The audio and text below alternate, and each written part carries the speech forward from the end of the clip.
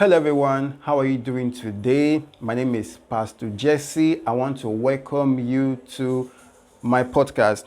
I'm so happy to have you here, and I know you are here because most likely you've seen the caption of this video. So that means today we are going to be treating a very significant subject, a very important subject, one that I love so much, and one that I've been desiring to make a video on for a long time. That shows how much I just love this topic. So very quickly, let me introduce the topic. Today we're going to be answering the question, is Prophet Muhammad a true prophet of God?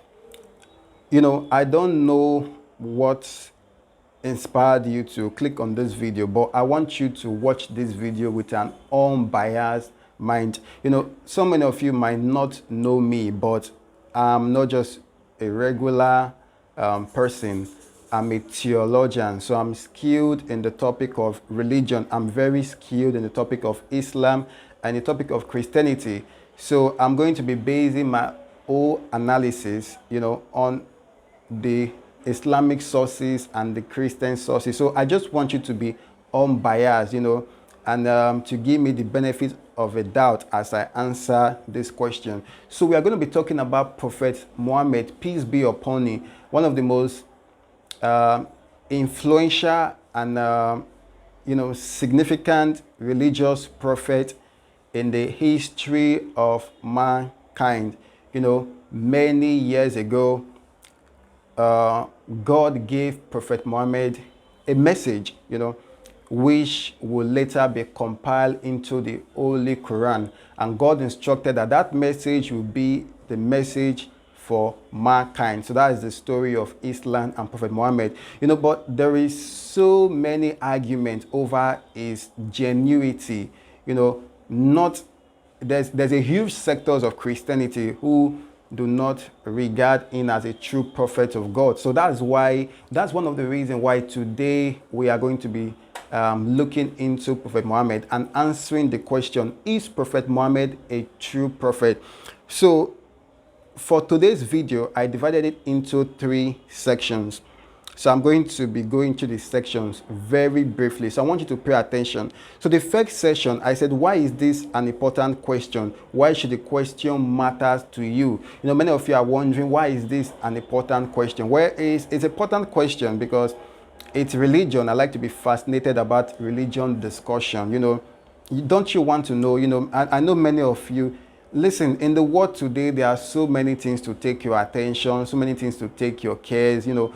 But religion should always be, it should always top your priority, you know. It should be something that you should always give ear to because it's fundamental, it's significant. You know, when we are talking about one of the most important things in the world, we usually don't mention religion, but it is, you know, and you know why? Because religion decides not just how you live your life in this earth, but in the earth after and where you will go. So religion is very important. So why is this question important? Why should it matter to you? Well, there are 2 reasons why it should matter to you. Because number one, there is this division over the authenticity of Prophet Muhammad. You know, there's a large sectors of Christianity that are saying that is not a true prophet of God. And of course, all of Islam agree that he's a true prophet of God. So that is one of the reasons why this should be important to you, you know, because we want to know for sure who he really is and if he's a true prophet of God as he claimed to be. So then the second reason why this question should matter to you, well, this is to you as a Muslim, because as a Muslim, you'll be like, well, you don't need somebody to tell you you don't need to examine whether Prophet Muhammad is true or is not true. You know for sure,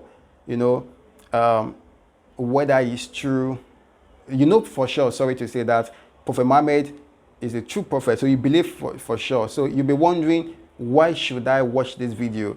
Well, you will get to know more reasons why you should watch this video as this video progresses, but I'll tell you one of the reasons why you should watch this video. So if you know for sure Prophet Muhammad is a true prophet, then you should also be able to learn the evidence that back that claim.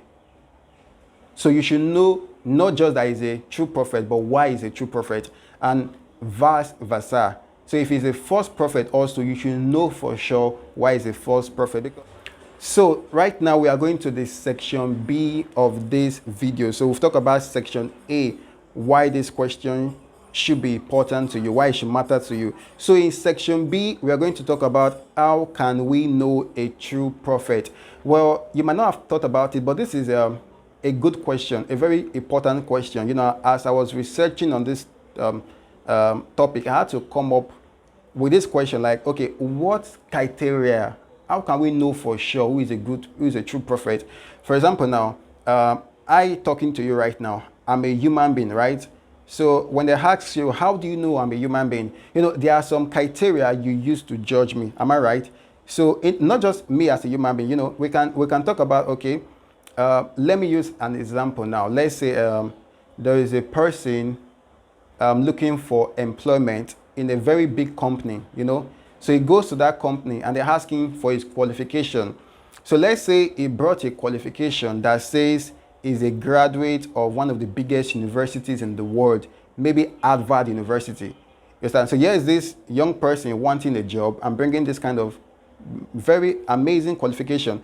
So how does the company knows? So what am I trying to say is that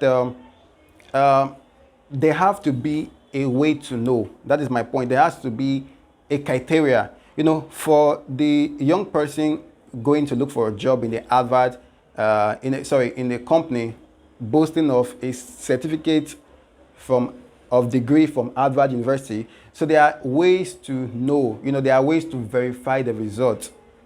You get the point, right? So there are some criteria to know a true prophet, but I'm going to let you know something that is very important. I just want to be easy on some of you that are not so knowledgeable about religion. So, but what I want to say is that Prophet Muhammad is meant to be an Abrahamic prophet. That means he's coming from Abraham. You know, he's representing the God of Abraham. So why this is important to us is that we can't really say for sure who is a true prophet, you know, because every religion has their various criteria. It's not a objective something, it's a subjective something. So every religion, for example, now, if you go to Buddhism, you know, if you go to other religion, the Chinese religion, the Hindu, they have their true prophet and they have their criteria, you know. So we can't use our criteria to judge them, because our criteria to judge them will always make theirs wrong. So we can only judge who is a true prophet. If this is too much for you, I want to forget about it. But the point is that my point is that we have an objective criteria to judge the prophets that are coming from Abraham, you know, that are representing the God of Abraham. That is the one true God. So we have a criteria. So that criteria was given to us by God.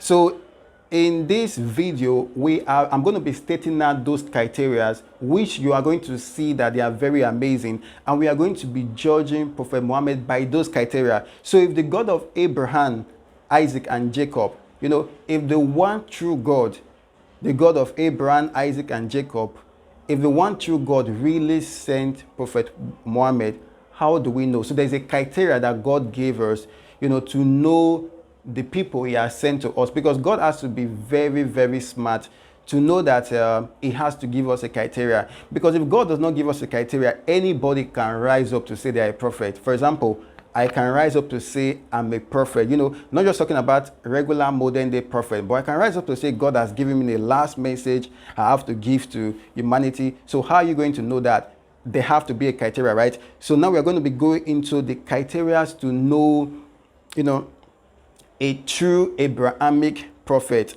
So I'm going to give you 7 criteria to know a true Abrahamic prophet. So I'm going to rush them now, but then we're going to judge in the next section of this video. We're going to judge Prophet Muhammad with those criteria.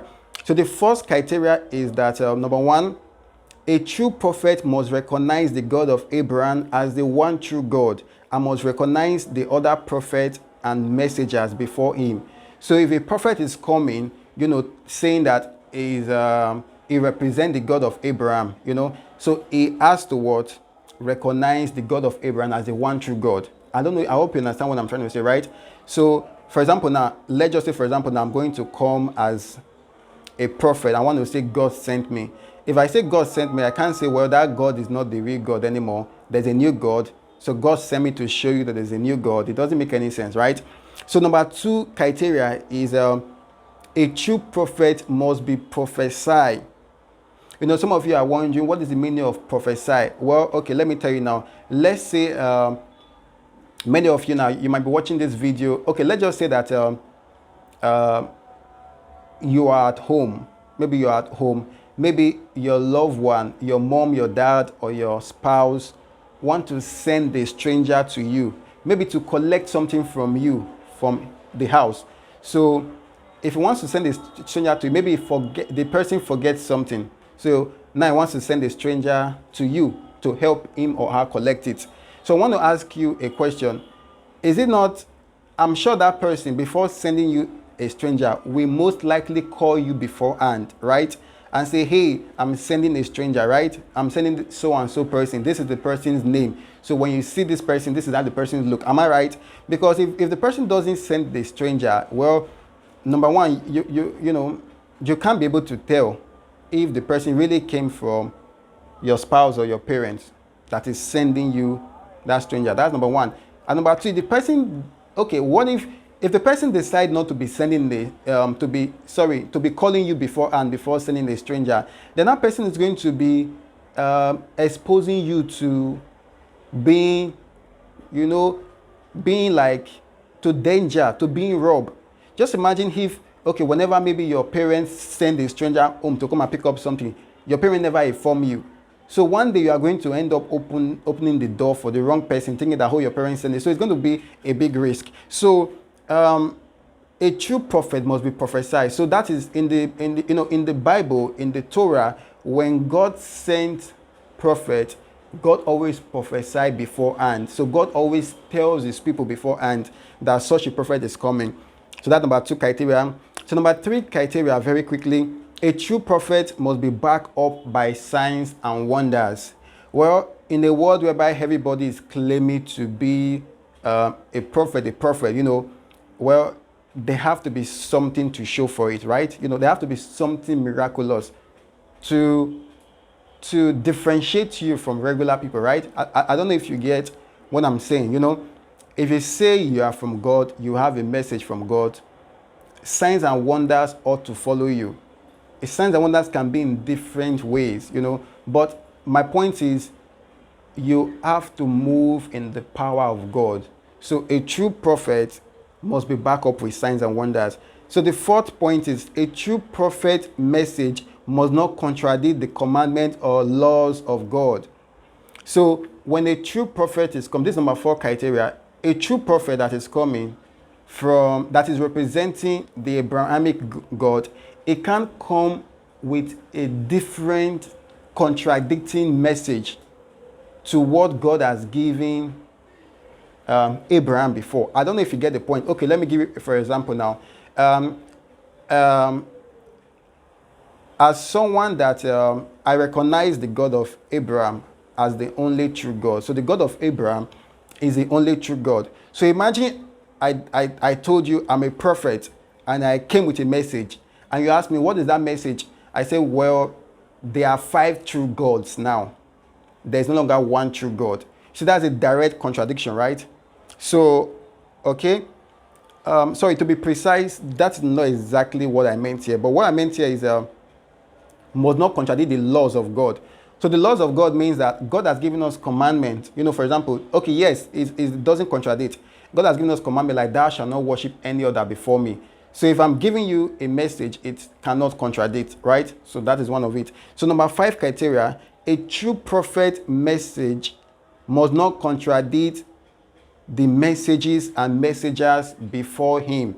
So when you are coming as a true prophet, as a new prophet, your message cannot contradict what God has given to other prophets that are recognized as prophet before you. That's the number 5th criteria. And the number 6 criteria, a true prophet must have good or decent moral conduct according to God's law. So a true prophet must have good characters.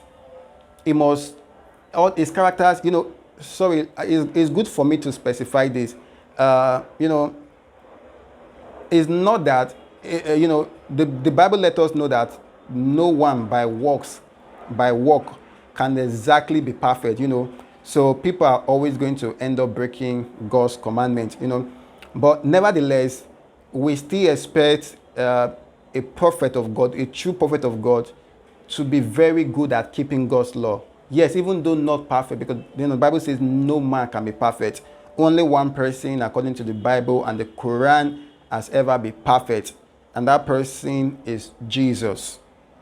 That is Prophet Isa in the Quran. So aside that, nobody has ever been known to be perfect or holy. So my point is that we can't expect the true prophet to be exactly, have this perfect moral character. But nevertheless, we still expect him to show, to have this,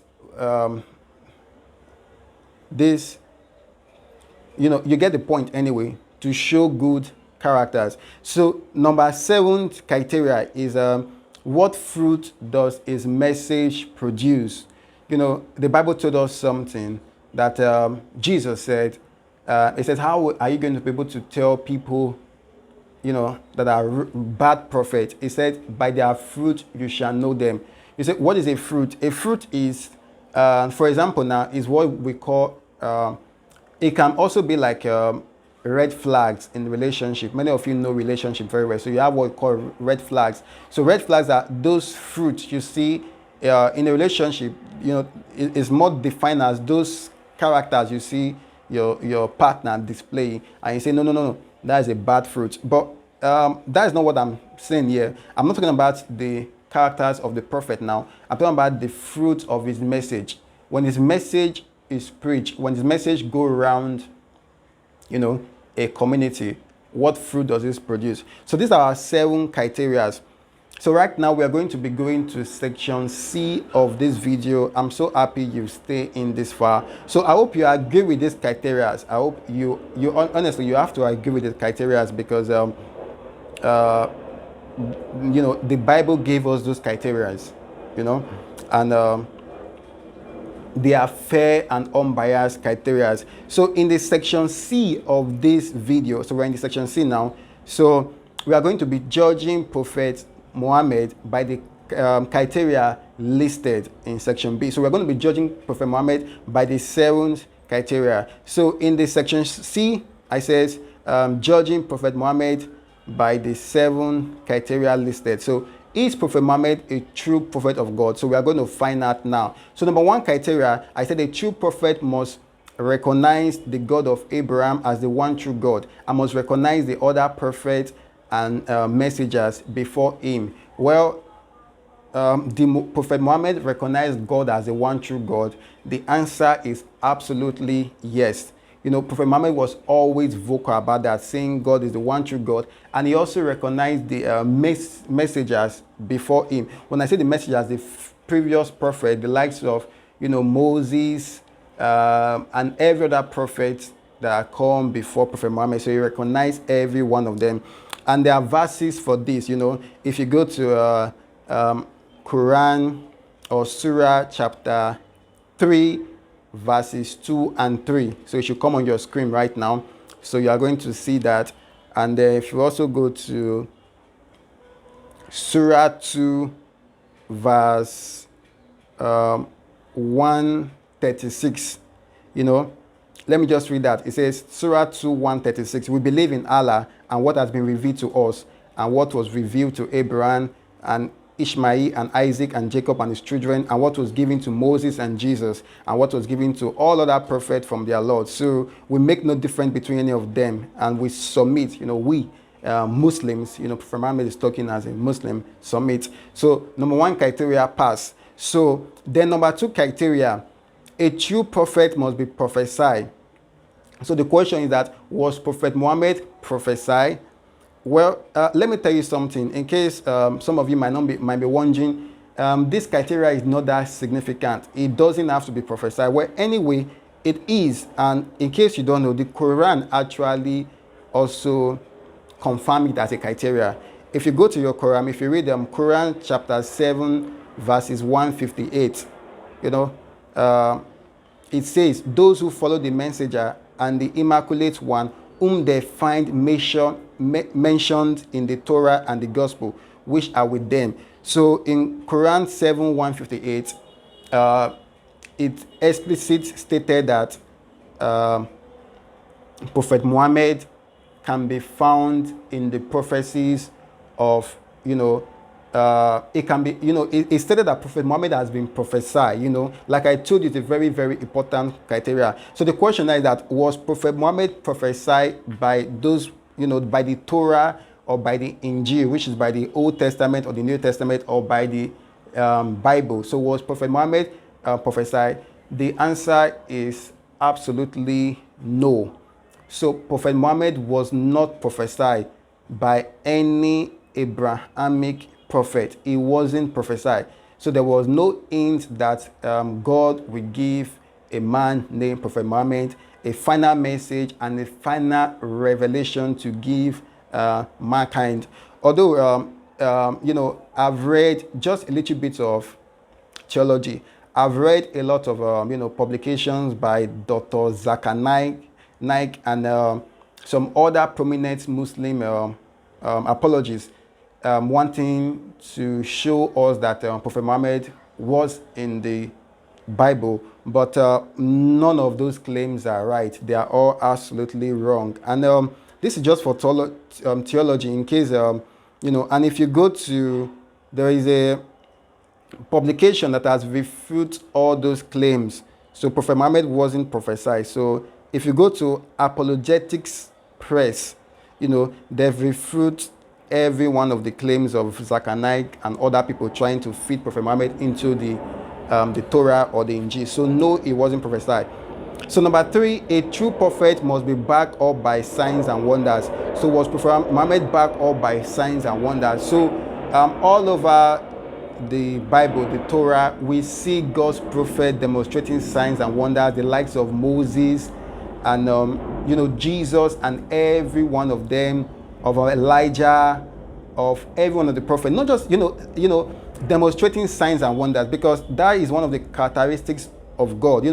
God has the power to perform miracles, to answer people's prayer. So God, through this prophet, was answering prayers, was opening blind eyes, was healing the sick, was even raising the dead in the case of Elijah, Jesus, and much more. So was Prophet Muhammad backed up with any signs and wonders? Did he ever open blind eye, heal the sick, or raise the dead? The answer is absolutely no.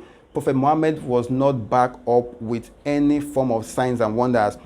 But there is a miracle, like a miracle that Muslims try to point to, which is the miracle of the Quran.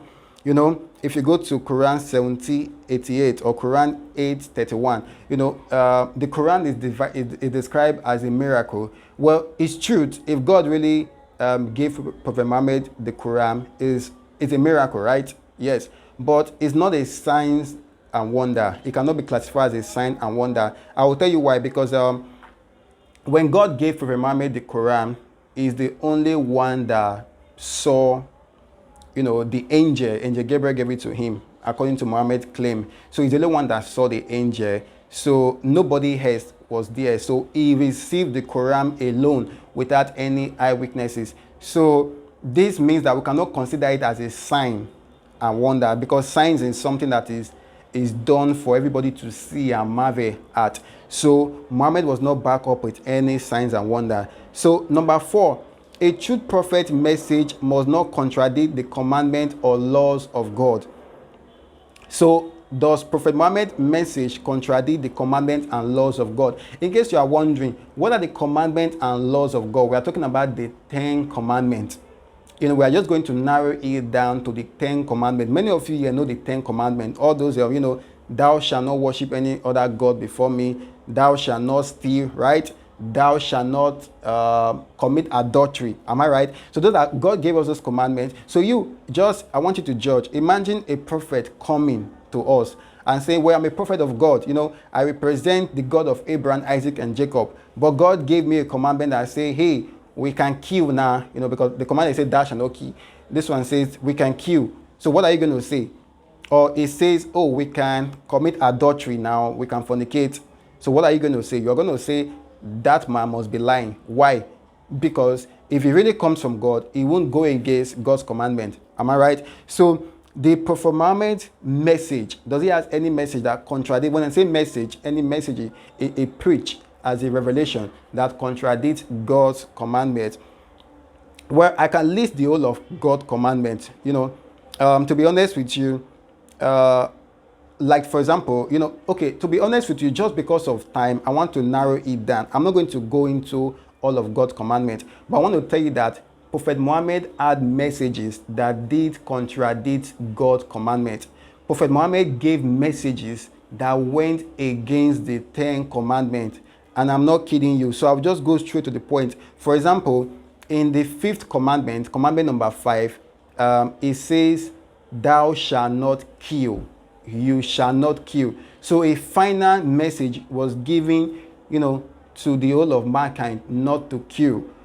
But will you believe that Prophet Muhammad actually went against that commandment by giving a different commandment that instructs his followers to kill? And I'm not kidding you. If you go to Surah chapter 9, verse 29 to 30, then Surah chapter 9, verse 111. Then Surah chapter 9, verse 123. In these verses I'm giving you, Prophet Muhammad clearly instructs his followers, the Muslims, to kill unbelievers. So, and it was not an act of self-defense. This is a final revelation to mankind. If you read Surah 9, verse 29 to 30, or if you read it down after that, you find out that the reason he gave this instruction to kill was because of people's unbelief, not because it was not a self-defense killing. There are other verses of the Quran that will come up your screen right now, because Prophet Muhammad specially said that, God hated unbelievers and is against unbelievers and instructed his followers to be harsh against unbelievers, which is actually against the 10 commandments. So another one again that he violated is the 6th commandment that says you shall not commit adultery. So he said you shall not commit adultery. So you might not know this. Hearing this for the first time might be very shocking to you, but I will advise you to, go and look at the sources that I'm giving to you. But Prophet Muhammad actually encourages his follower to rape and keep sex slaves. Prophet Muhammad and his followers, when they go on war conquest, they actually have sex slaves. When they go to conquer places, I'm not, like I said, I'm not making it up. This is Quran 4, verse 24. So it's going to be on your screen right now, as well as other Quran to back it up. So I will just, because of, the Quran also says, he also says, the commandment also say in number 9, you shall not covet your neighbor's wife. Don't lust after your neighbor's wife. Like the Quran, not the Quran, the 10 commandments says that don't lust after don't desire your neighbor's wife. That means you get the point, right? You get the English language. So don't lust, go and pick up someone else's wife for your own. And Prophet Muhammad actually not only violated that, but also gave a Quran that encouraged his followers to do that. That is Quran chapter 33, verse 37. So go to Quran chapter 33, verse 37. So you see it on your screen right now. So you can go on your own and investigate it. If I want to talk about it, I'm going to take the whole day on this video. So in that verse of the Quran, what is the hadith again that explains that verse? If I remember it to be, I remember anyway, to be on your screen. So in that verse of the Quran, Prophet Muhammad actually, many of you might not know this, But Zainab, one of Prophet Muhammad's wife, initially belonged to Zaid, which was which was Prophet Muhammad's adopted son. So Zainab was a wife of Zaid, but Prophet Muhammad, lost after the lady and used God's name to take the lady away from Zaid. And you can see that in Quran 33:37. And he also encouraged his followers to do the same. He said he's leading by example. So, number 10 says, you shall not covet your neighbor's goods. So, you shall not covet your neighbor's goods. That means be content with your own property. Don't forcefully go after other people's properties. But Prophet Muhammad gave a message that is clearly against this. When, in Quran 9:29-30, it explicitly says that you go to unbelievers, you capture them, you take their goods and force them to pay jizyat. Is it jizyat? Yes. So let's go to our number 5 criteria to judging if Prophet Muhammad is a true prophet of God. So number 5, a true prophet message must not contradict the messages and messengers before him. In case some of you, like I said, these criteria are very important, not just to me, but also to the Quran. For example, now, if you read Quran 3 verse 3, it says here, he has sent down unto you, O Muhammad, the book in truth, confirming what was before it, and he revealed the Torah and the gospel. So he's saying here that the Quran was given to confirm, to acknowledge what was already given to us. So the Quran is not meant to contradict the previous message of the Torah, of the Injil, or of the other messengers of God. So the Quran, it cannot contradict if it really claims to come from God. So the question is that did the message of Prophet Muhammad contradict? Yes, it contradicted. It absolutely contradicted. In so many ways it contradicted. I also have a Bible verse for this from the Injil. Galatians 1 chapter 8. It says there that if a prophet is giving a different message to what is already given, that prophet must be a false prophet. So Prophet Muhammad gave a message that was different from what we already have in the Torah and the Injil. Yes, of course, he gave some of these messages were similar, but many more were not similar, especially very significant one. One of them is that the Bible actually refers to Jesus as the Son of God and as the living God in flesh. So, but Prophet Muhammad denied Jesus' divinity. The Bible actually stated that Jesus died on the cross. Prophet Muhammad said, no, he didn't die on the cross. So it was a contradiction. So the Bible also told us, I gave you now from the 10 commandments. The Bible gave us the 10 commandments. Prophet Muhammad has many of his messages that violated the 10 commandments. So those are obvious contradictions. And there are many more. So a very good example now, the Bible told us to love our neighbor and love our enemy. Prophet Muhammad told us no, that be harsh upon the unbeliever. He said not just he said we shouldn't we should be harsh against anyone that does not believe in Allah. So which contradicts what Jesus told us from the Bible. So there are many contradictions. So number 6, a true prophet must have a good, decent, or moral conduct according to God's law. So we're talking about his character now, his behavior. So does Muhammad's behavior expresses righteousness? Many of you might not know this, but we are looking at the Quranic sources now. So Prophet Muhammad, his behavior, does he expresses righteousness? Did he live a godly life? The answer is absolutely no. Prophet Muhammad didn't live a godly life. How do we know this? We know this from the Quran and from the Hadith. But I'm not going to be going into the Hadith. I'll go into the Hadith anyway. So I'm going to go into some very good authentic Hadith. Sahih Bukhari and Sahih Muslim and Sunan Abu Dawood.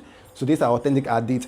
And I'm also going to go into the Quran to let you know that Prophet Muhammad's lifestyle did not in any way reflect God's righteousness. So number 1 is that Prophet Muhammad raped and kept sex slaves. We can find that in Quran 33:50. Okay, Prophet Muhammad encouraged his followers to rape and keep sex slaves. We can find that in Quran 4:24. Prophet Muhammad had sex with a 9-year-old girl. Aisha was 9 years old. Aisha was 6 years old when he got married to her, 9 years old when he started having sex with her.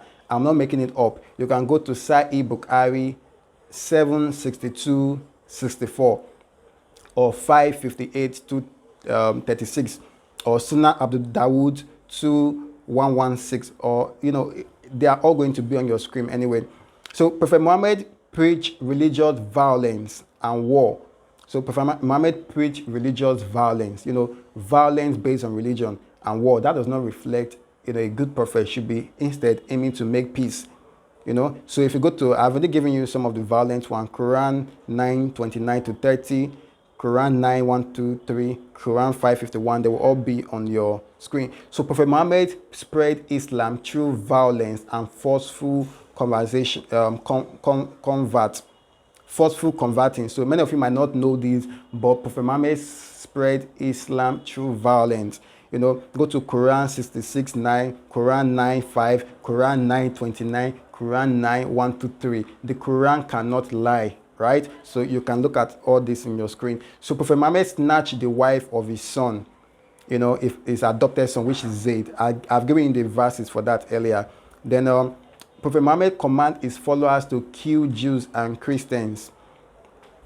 That is Quran 5:51, Quran 4:144, Quran 9:29-30, and so many of other verses that will be on your screen. So Prophet Muhammad commanded his followers to beat up their wife when they misbehave. He was a wife beater and commanded his followers to beat up their wife. Quran 4:34. So, and so many other nasty things he did. There are so many here. So, but let's go to number 7 point, which is the final point. What fruit does his message produce? So many of you might not understand this point. Just give me a second. So the final point says, what fruit does his message produce? What fruit does his message produce means that, whenever that prophet message circulates around a community, what do we see that community, doing? Did they become closer to God? Did they become more obedient to God? Did they become more peaceful, more prosperous? So what fruit do we see when the message of Islam circulates in a region?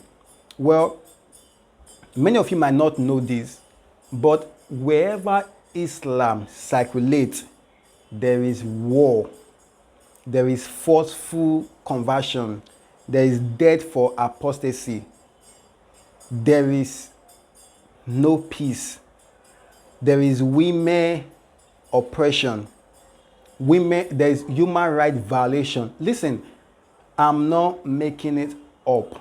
You can go online. The most dangerous, unsafe countries, the most violent countries, the most humanly oppressed countries are always the Muslim majority countries. So whenever Islam seems to get a grant anywhere, many of you will not agree with me. If you don't agree with me, it's most likely you are watching this video from, of course, a country that has not been dominated by Islam. But you don't need to go there to find out. The evidence are all there online. That is why every time you always hear there is, always from Islamic sectors, there is death, there is for blasphemy, death for blasphemy, death for apostasy. Okay, for example now, this video you are watching, let's assume that I made this video in an Islamic country and I'm right there. I know many of you want to dare me that, of course, you can't do that there. Of course, you are proving my point because you believe I will be a victim of Islamic violence. Where it just shows you the evidence is pointing that where there is Islam, there is violence, there is war, there is unrest. So to round this video all up, is Prophet Muhammad a true Abrahamic prophet? Is he a true prophet of God? All the evidence point to no, is not. So, and I've given you all the evidence, to look into. And I know many of you will be offended watching this video. You're going to be offended. I know that because it's not the first time I've spoke to some people on this subject. But You shouldn't be. You know, I want to ask you a question. Are you offended because I seem to speak against the Prophet of Islam? Or are you offended because I show you Islamic sources? I showed you the truth. So I made this video barely speaking my mind. You know, I make these videos with records. You know, I brought scriptures. I put them all on your screen. So it's left for you to go and examine them, because you being offended with me is not what's going to determine truth or determine where you will end up when you die. It does not matter how you will get offended with me. That does not make Prophet Muhammad a true prophet. And I don't need you to praise me either. I don't need you to say, well, thank you, you know, thank you for showing me this. I don't need that. But what is very important is that I need this message to get across to you. And I need you to be enlightened. I need your eyes to be open, because the consequences of following a bad or a false prophet is catastrophic, is really bad. The consequences is hell. It's hellfire. It doesn't matter how much you hate me right now, it's not going to change the fate. The consequences is severe. It's very bad. And thank God we have people like me that take our time to review the sources and show you and make this video for you. So I want to say thank you for watching. I'm really glad to have you on this channel. And don't forget, a lot of people need this video. Take it to them. Encourage them to watch it. Encourage them to stick true to the end. And for you that have stick true to the end, both Christians and Muslims, I want to appreciate you. Thank you so much. Goodbye.